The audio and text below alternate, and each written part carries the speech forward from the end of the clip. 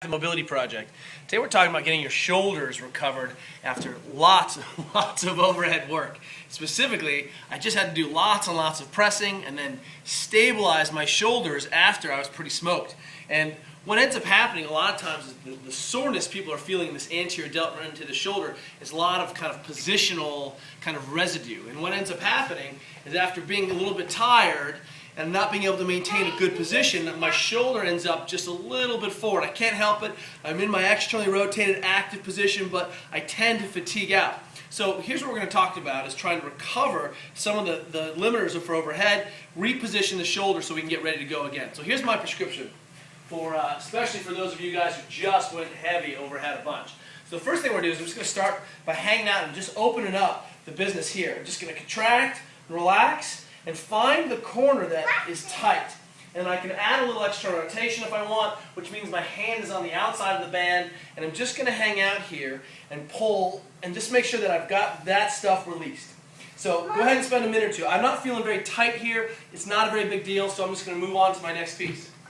If you've got a mini band, one of the things you can do is you can triple the mini band up. 1, 2, 3. This is a blend of an idea that came from one of our athletes and super coach Jesse Ward, who was basically using 2 super friends to improve the overhead positioning on the bar. Sorry. What I'm going to do is I'm going to stick both hands through this mess here, and I've just got a mini band. And then what that's going to do is keep my elbows in. You've seen this before. We're basically able to externally rotate and keep that, work on the extra rotation. But instead, today I'm going to go ahead and get into my overhead position, spread those hands out, and then I'm going to slowly start to come on down. And the fact that my elbows are staying tight really kind of accentuates that extra rotation first. So I bias the extra rotation, my wrists are in a good position, and then I start to just load off the box. I'm going to duck my head through, I can contract, relax. It's not okay. Now here's the deal.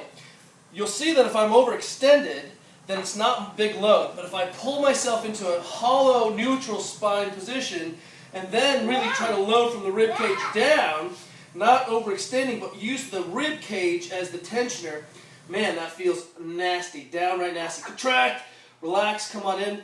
I can change positions. One of the other things I can do in this iteration or variation is if I have one of Mark Bell's slingshots, take a look at this.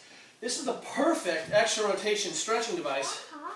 Obviously, it was not intended for this. It was intended for helping people bench 1,000,000 pounds. But the same thing happens where I can go really wide and almost approximate my snatch grip pull position, flex my head underneath, and then really end up, this forces my elbows in, puts me into a good overhead position, and then I can still contract, relax here, one arm at a time, other arm at a time. If that's killing you, the dismount is tricky. If that's killing you, then certainly you could come back into this, into this position in Bear Star. Gotta be quiet. Working that one arm overhead and then hit those other corners. So the idea is, hey, let's go ahead and release all the extra rotators in that overhead position. Now, let's reset that shoulder to the back of the socket. And this is the heart of the matter today. If you've got a band for band distraction set up, do it. Otherwise, take that kettlebell, lock it out overhead. Now, this is one of the things that I hear about, is that I should be able to get the head of the shoulder on the back of the ground.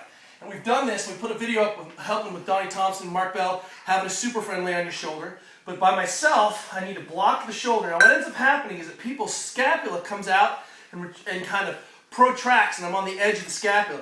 So what I need to do is slide up and over. You'll notice what I did was slide diagonally. I left my scapula where it was, and I slid my body up. Now my shoulder is flat on the ground. The scapula is on the thoracic spine, flat, and I'm not laying on the kind of angle of the scapula. I can work on extra rotation here. I can just hang out.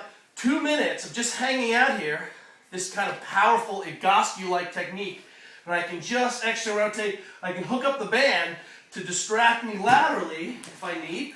Just slip it right into your armpit. The setup is a little bit tricky, but it's worth it. Pays dividends.